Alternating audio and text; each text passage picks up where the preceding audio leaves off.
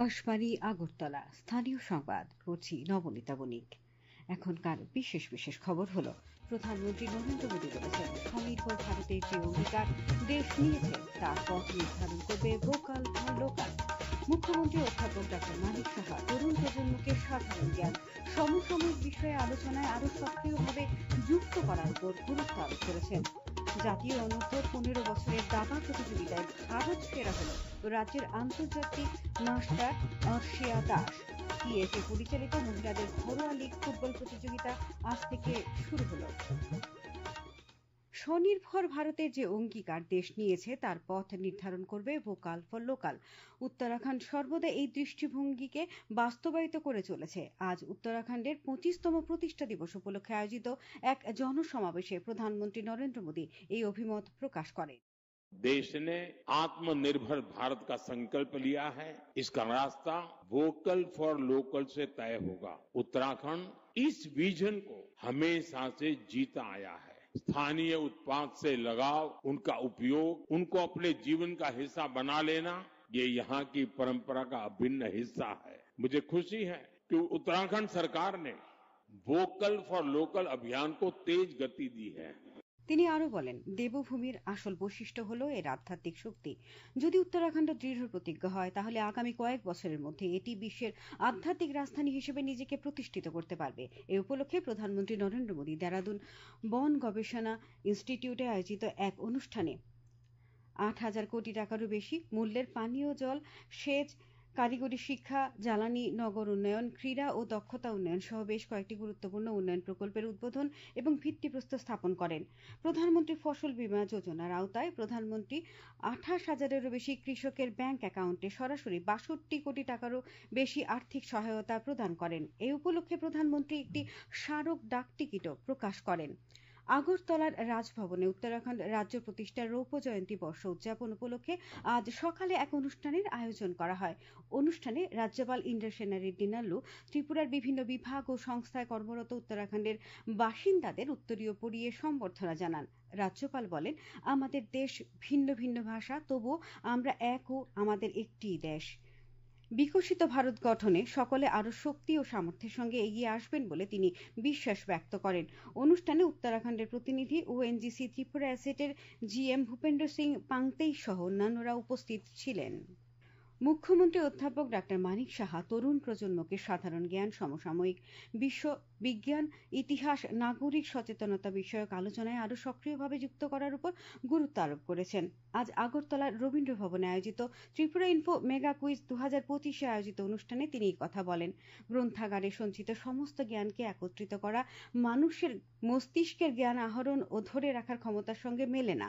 অংশগ্রহণকারীদের শেখার এবং অনুসন্ধিৎসার মনোভাবকে সকলে উৎসাহিত করা উচিত। মাদক বিরোধী সচেতনতা, সড়ক নিরাপত্তা, সমাজের প্রতি দায়বদ্ধতা ও মানবিক মূল্যবোধ গড়ে তোলার উপর থেকেও কুইজ একটি শক্তিশালী মাধ্যম বলে জানান তিনি। অনুষ্ঠানে উপস্থিত ছিলেন ত্রিপুরা ইনফোর managing director Jayanta Debnath, editor in chief Sekhar Dutta প্রমুখ। আগামীকাল সকালে আগরতলায় একতার পদযাত্রায় যোগ দেবেন মুখ্যমন্ত্রী অধ্যাপক ডাক্তার মানিক সাহা। বিদ্যালয় শিক্ষা দপ্তরের উদ্যোগে সামাজিক একতার আহ্বানে এই পদযাত্রা অনুষ্ঠিত হবে। রাজধানী শহরের 15টি স্কুলের পড়ুয়াদের সঙ্গে এই পদযাত্রায় অংশ নেবেন মুখ্যমন্ত্রী। জনজাতি কল্যাণমন্ত্রী বিকাশ দেববর্মা বলেছেন, স্বাস্থ্য দপ্তরের উদ্যোগে এখন রাজ্যের প্রায় সব সরকারি হাসপাতালে স্নেক অ্যান্টিভেনম ইনজেকশন পৌঁছে গেছে।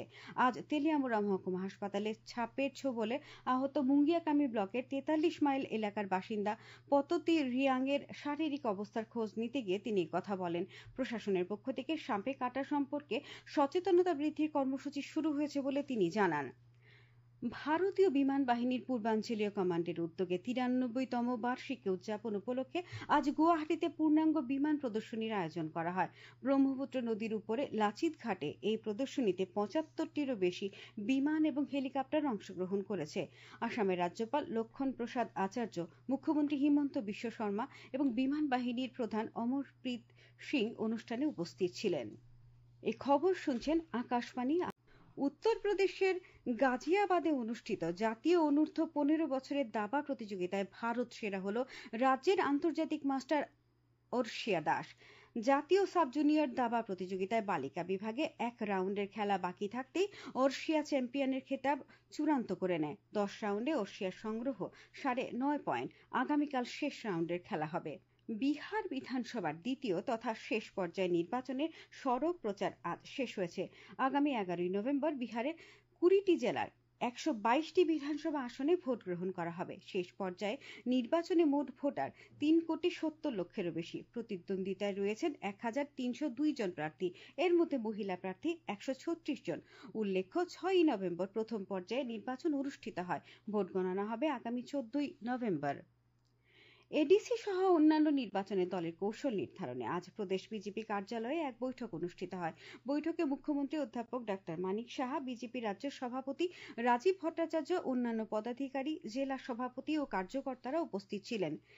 বিজেপি রাজ্য সভাপতি রাজীব ভট্টাচার্য জানিয়েছেন, ভারতের লৌহ পুরুষ সর্দার বল্লভভাই প্যাটেলের 150তম জন্মবার্ষিকী উপলক্ষে আগামীকাল থেকে রাজ্যের বিভিন্ন জেলায় একতা মার্চের আয়োজন করা হবে। আজ আগরতলায় এক সাংবাদিক সম্মেলনে তিনি জানান, আগামীকাল পশ্চিম জেলায় আয়োজিত একতা মার্চে মুখ্যমন্ত্রী অধ্যাপক ডাক্তার মানিক সাহা, মন্ত্রিসভার সদস্যগণ ও অন্যান্যরা উপস্থিত থাকবেন।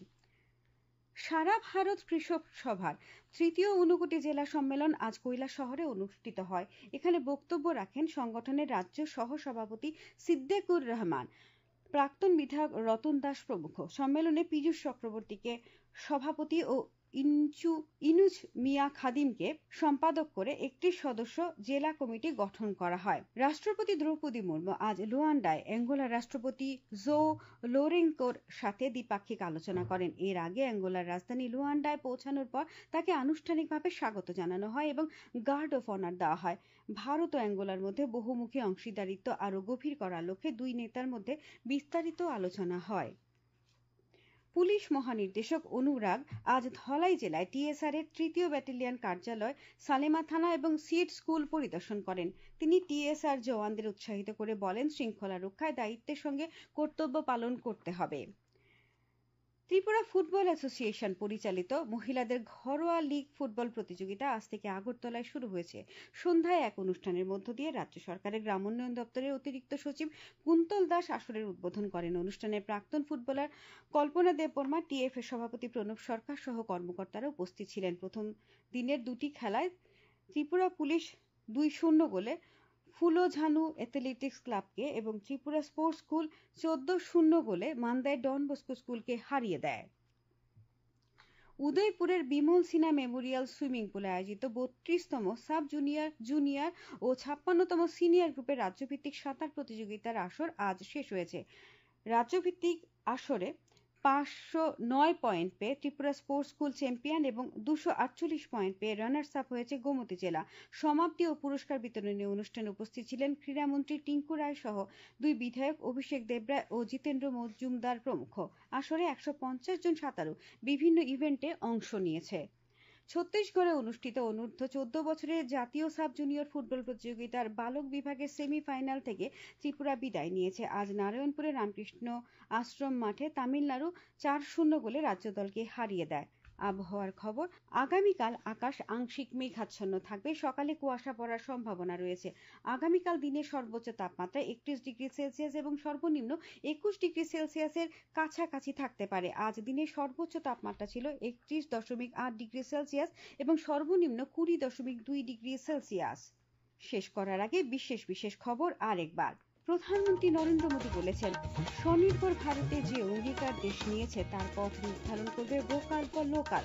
মুখ্যমন্ত্রী অধ্যাপক ডাক্তার মানিক সাহা তরুণ প্রজন্মকে সাধারণ জ্ঞান, সমসাময়িক বিষয়ে আলোচনায় আরো সক্রিয়ভাবে যুক্ত করার উপর গুরুত্ব আরোপ করেছেন। জাতীয় অনূর্ধ্ব 15 বছরের দাবা প্রতিযোগিতায় ভারত সেরা হলো রাজ্যের আন্তর্জাতিক মাস্টার অর্শিয়া দাস।